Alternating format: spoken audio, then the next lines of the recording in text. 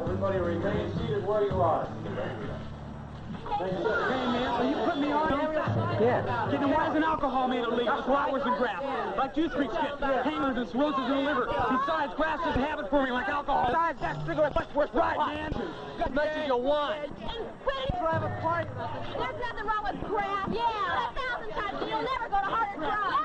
Don't take any films of me. You're not going to use them anyway. Well, speak your mind then. Okay, I will. No one has the right to tell me what I can do with my own body, what I can eat, drink, or smoke. This is a free country, and no one has the right to take away my constitutional rights.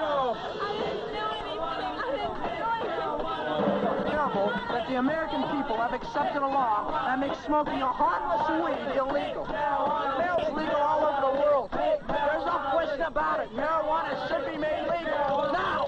Now! Make marijuana legal! Make marijuana legal! Make marijuana legal!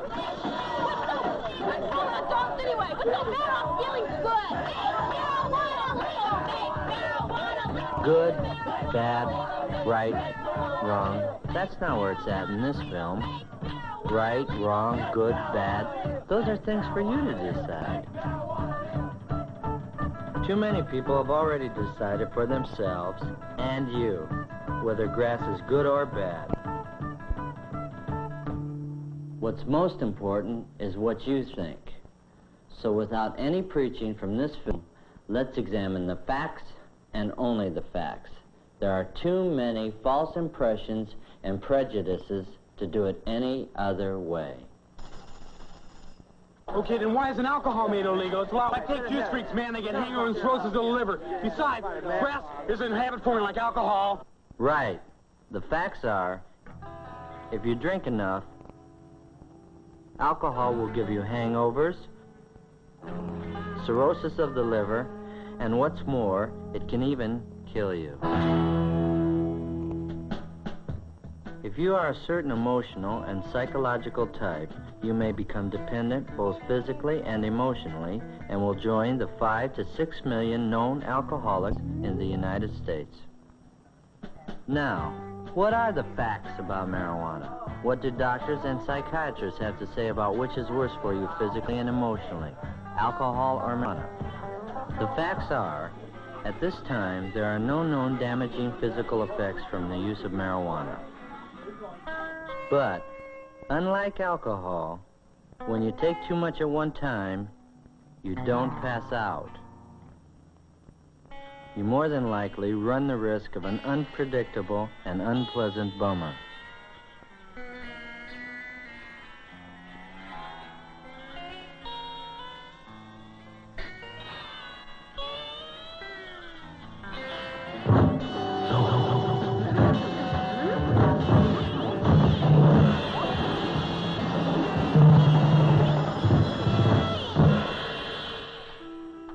The occasional drink before dinner by adults, like the occasional use of marijuana, does not necessarily lead to an emotional dependency in the stable, mature personality. Sure, go ahead.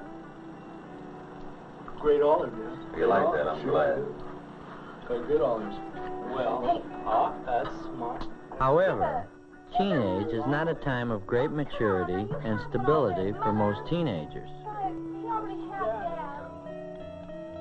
The pressures of school,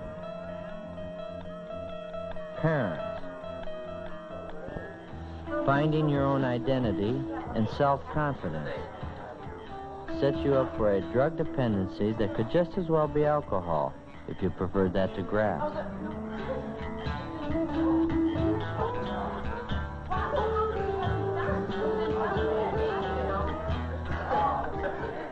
Some adults are not mature or strong enough to stand the pressures of their daily lives.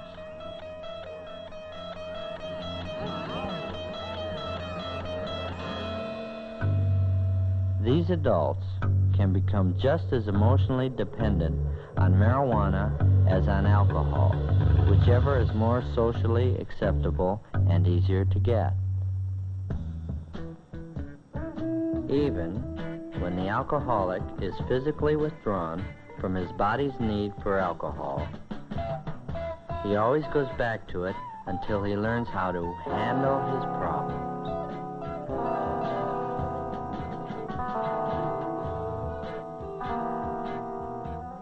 Just as the alcohol drinker who finds himself needing a drink more and more frequently is the warning sign of his dependency, so it is with the pothead. The more he needs the escape from reality or the pleasure of marijuana, the more he is becoming emotionally dependent, exactly as the square and unhip alcoholic adult does.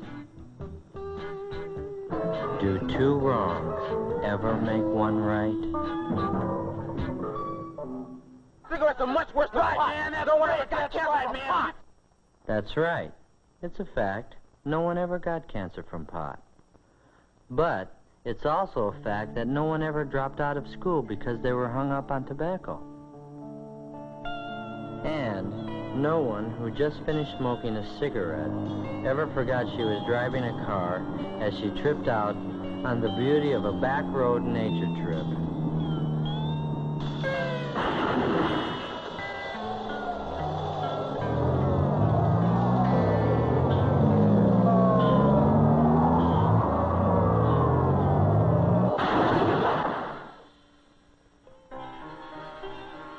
And no cigarette pusher ever tried to turn you on to hard drugs or the needle.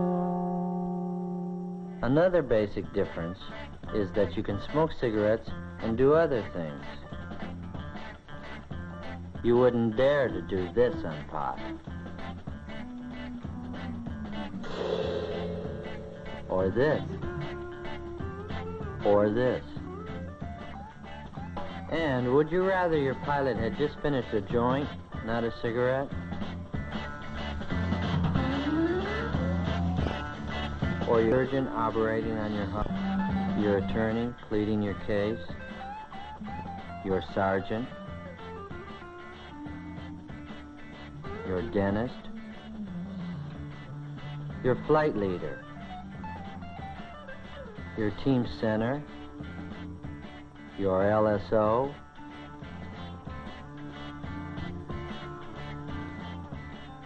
Your school bus driver? Your country's astronauts?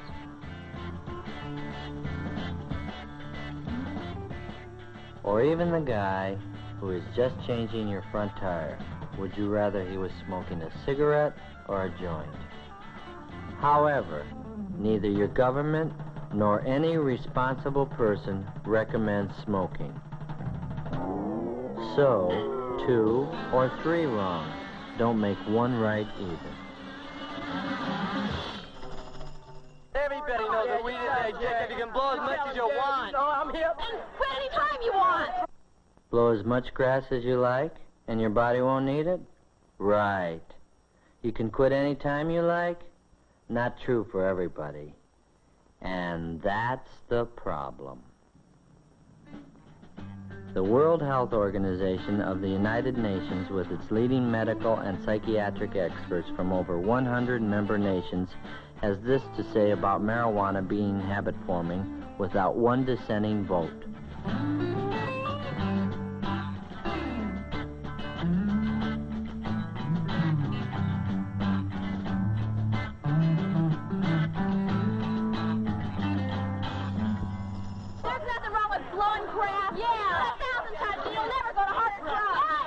That may be true for the great majority who smoke pot, but it's not true for the many thousands who have gone on to acid, amphetamines, barbiturates, and end up on heroin.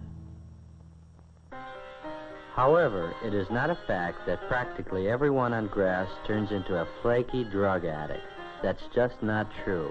Every informed person knows this. What is true may be discovered in this Narcotics Rehabilitation Center in some of the group therapy sessions, where we will learn what former drug addicts have to say about marijuana turning them onto hard drugs. How many of you started on pot before you started heroin? I did. I did too. I did too. I did. So did I. I did. I did. Me too. Me too. I did. I did. So did I. I did. That means all of you have used marijuana then. Yeah. I was 11 when I first started using it. I was about 19. I think it's kind of hard to deal marijuana because it's so bulky, you know, and you have to go through the trouble of chopping it up and cleaning it. I think it's much easier to deal heroin, you know, than marijuana. Really, because, you know, all that bulk and everything, it's much easier just to have a small bag of balloon that you can carry, and then you can cut that up and get a lot more money for it.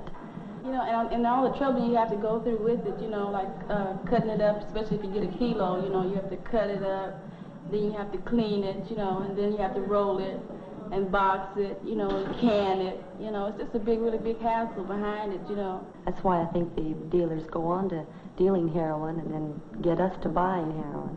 I think if you smoke marijuana or take pills or get loaded in any way at all, that you will be accepted into the dope world and eventually you will have contact with this environment.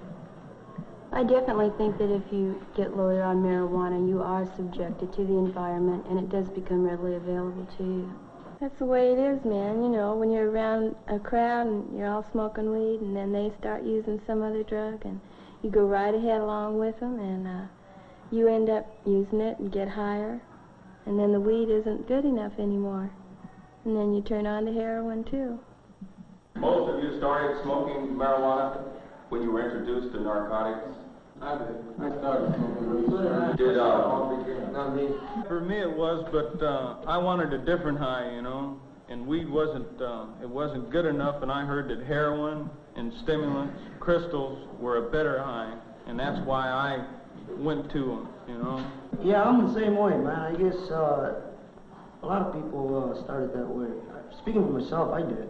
I started on weed and got burned out, and I needed something stronger, so I went to heroin. Well, I started smoking weed, you know, because I was running away from something which was myself. And out of all the, I've run through a lot of highs trying to run away from myself: heroin, LSD, methadone. I like marijuana. I just couldn't handle it myself. I was looking for something else. I myself think really the real reason I started smoking marijuana, man, because usually I was one of the younger dudes from my neighborhood. I wanted to be accepted. I was weak, scared, and from this it led to heroin, and it's just been an endless time of going to jail back and forth, man. I don't like it, and I hope nobody else will use this, not because of the fact that it's bad itself, but what it leads to, man. This is the way I feel. Well, I can only speak for myself, but I imagine some of the other dudes in here feel the same way I do about it, that some people are addictive prone to it. I mean, like myself, I can't handle it because, I mean, this is just the way I am. I use it for an escape. I did it before I came in here. I hope when I go out that I've changed, in which I feel that I have, but I'm a small minority of people that we can't handle anything, you know, like my alcohol, I can't handle that. I couldn't handle heroin. I mean, weed, because I needed something stronger to escape or anything else like that. And there's more people like me that I feel, you know. And I imagine some of the other dudes in here could go along with that. Couldn't handle liquor either. No. Yeah, it's a personality thing where there's a lot of people that can go out there. These are the files of the Research and Statistics Office of this Narcotics Rehabilitation Center. It's like out of 100 drawers, 95 of them are filled with file folders of people who have started on marijuana. The rest started on glue, pills, alcohol, and a few on heroin itself. A more accurate percentage is 78% of the inmates started on marijuana. However, what the computer doesn't say is, There's certain kind of people that'll avoid taking care of business and will turn to grass when they get hung up and forget about everything else they're supposed to do when they're behind grass. Marijuana doesn't, it's not addictive, but by using it, you you don't do the things that you should do. For instance, like in school, you try to do the things that you have to do in school, but your mind is it's not all there. You understand? Nobody can tell me what to do with my own body, what I can eat, drink, or smoke. This is a free country, and nobody has the right to take away my constitutional rights. That could be a fact if you were the only one affected by what you do. But the Constitution and the laws that came out of it were designed to protect the individual and the group from irresponsible individuals, which is why there are speeding laws, building safety laws, pure food laws, pure drug laws, laws to protect your money, laws to protect children, laws to protect the aged, and even a law to protect you from taking your own life.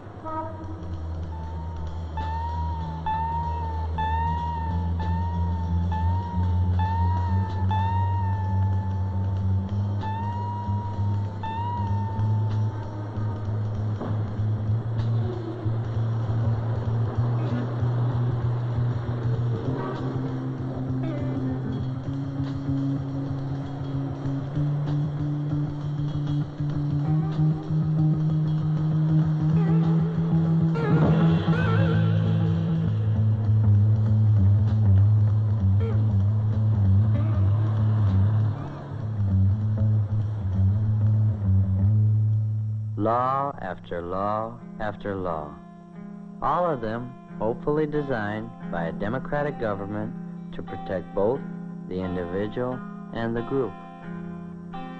From aspirin to the latest vaccines, the manufacture and control of all drugs is government supervised.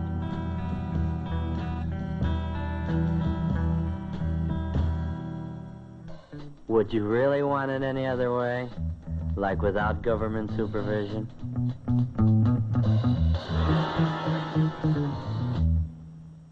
As a drug, marijuana comes under the supervision of the federal and state governments.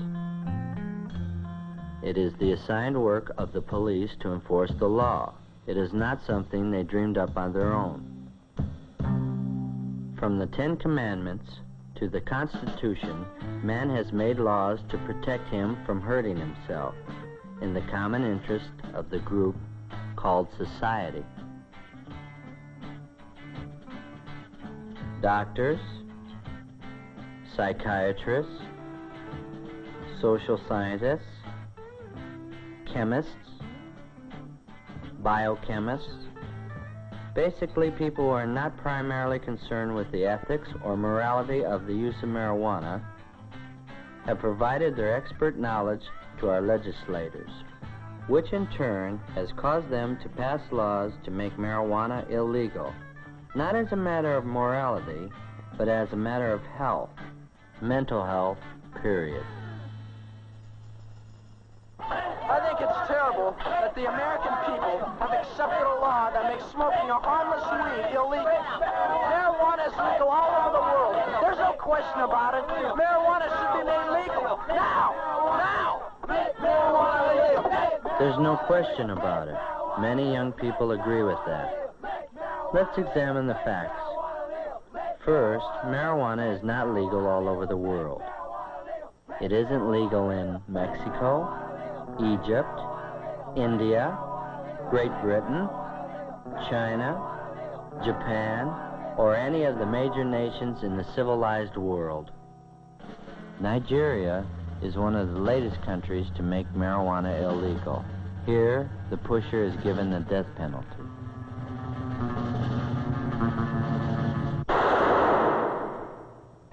Though each year more and more teenagers commit crimes while up on grass, this is not the major problem. However, grass as a factor in crime must not be overlooked, especially in that percentage of unstable and aggressive types and those who wind up in trouble with the law because of something done while they are high on pot.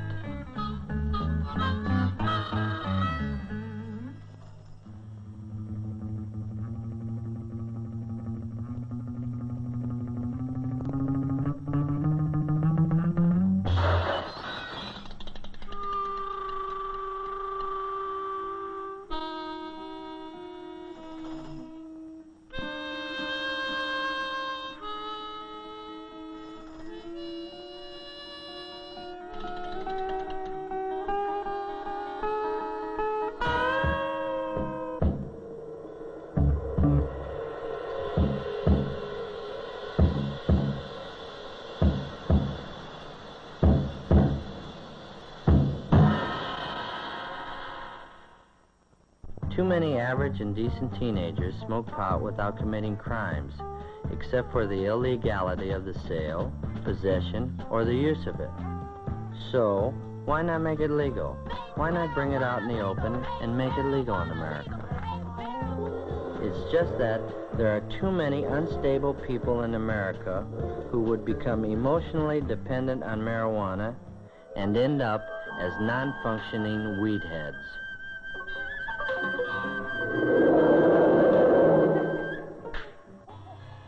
Easy availability and the implied approval of society will, in the opinion of many medical authorities, create a drug dependency problem far more serious than that of the 5 to 6 million alcoholics today.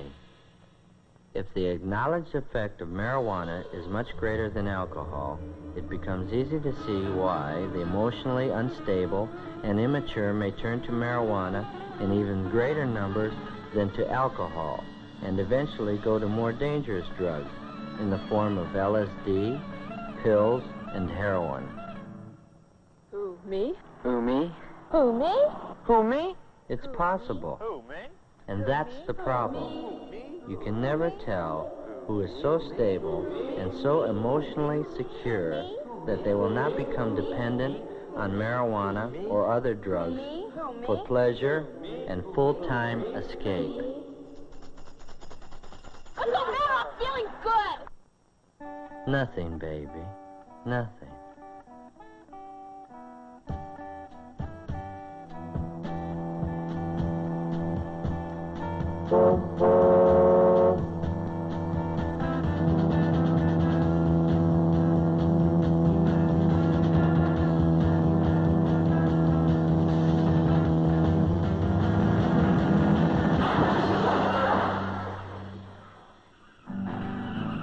Years ago, only the criminal and socially deprived blew grass or used heroin. Today, the nicest people may be on grass. Why is that a fact? I took it on a dare. But only kids take dares. I dare ya. Come on. Jump. Jump. I dare ya. Jump. Come on. Jump. Jump. I dare ya. Jump. Jump. Jump.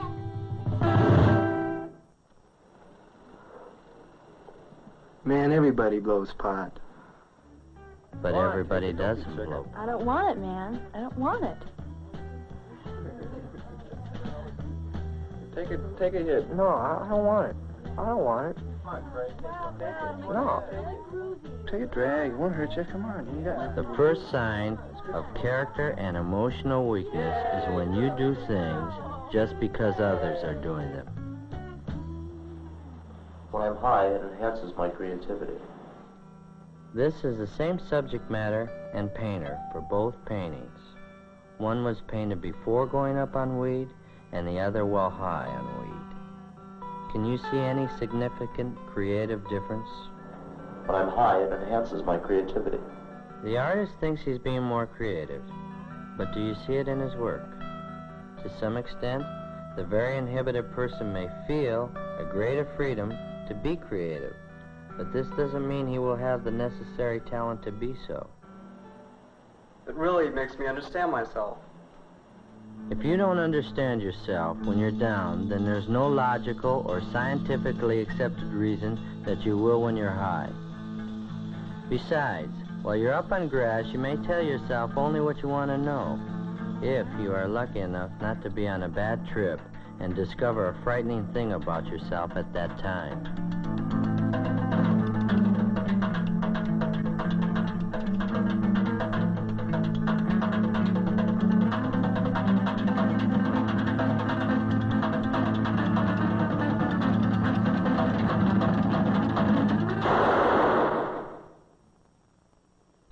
Let's face it, the reasons we've heard for blowing grass up to now are like an iceberg. What about the underlying reasons that are like the 90% of the iceberg you never see? The reasons below the surface that makes teenagers get so hung up on marijuana in spite of what their parents say and in spite of the big risk of being busted. The world stinks. Adults keep making wars. Next war will probably kill everybody on Earth, including me. Parents are hypocrites. They tell us one thing, but then they do another. Why don't they practice what they preach? Why are adults so hung up with making money? That's all they think about. School's a real bummer. Dull teachers, dull subjects. I just can't wait to get out. Why can't we dress the way we want in school?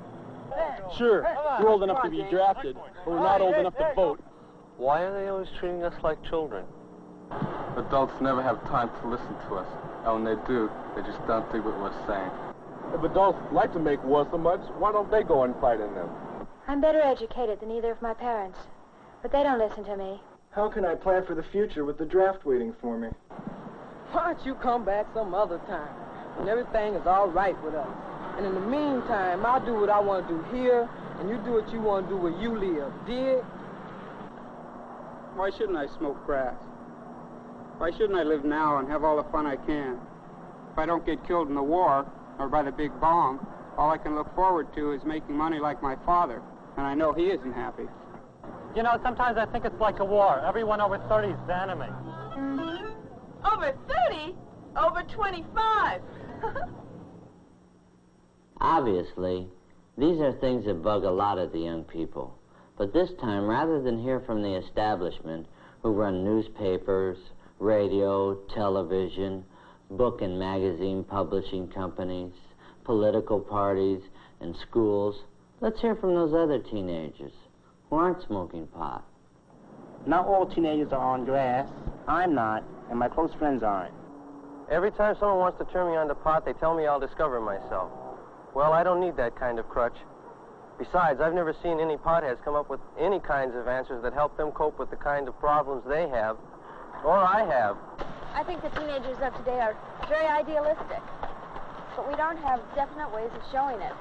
We're not old enough to vote, and older people are always telling us what to do. So you can't blame us too much for fighting back. But I don't think taking drugs is fighting back. The most you can say for it is it's a sign of rebellion. But what we rebel about isn't changed one bit by getting high on marijuana, because when you come back down, nothing's changed. I think that parents have done the best they can. You can't expect them to know all the answers.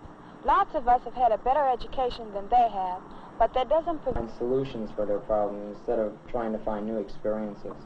I say that teenage is the time to put up or shut up, not to gripe and go on a trip inside yourself.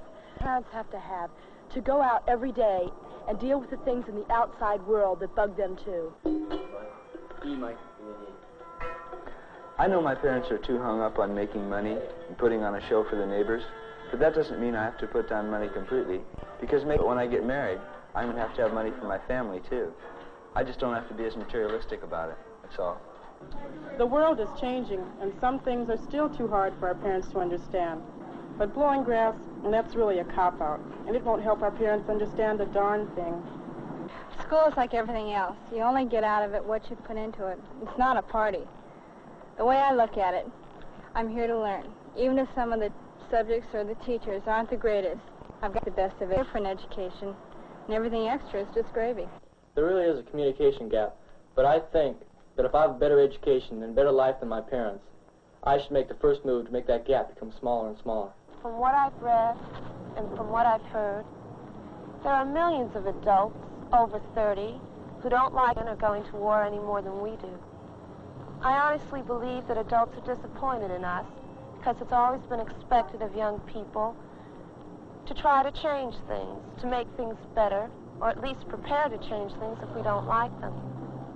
Not to cop out on life through grass or other drugs.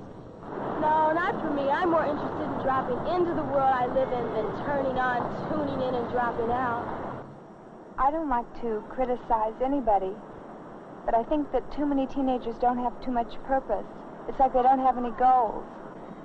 I don't mean that they should just be planning to make money and all that, but I think that trying to find something you'll enjoy doing for the rest of your life is the least you can do now, because everybody has to work, even girls before they get married, and even after they do. I think too many teenagers traded in their idealism for a stick of weed. When I see some teenagers acting superior to those of us who don't need drugs to feel good or understand ourselves, I get real bugged.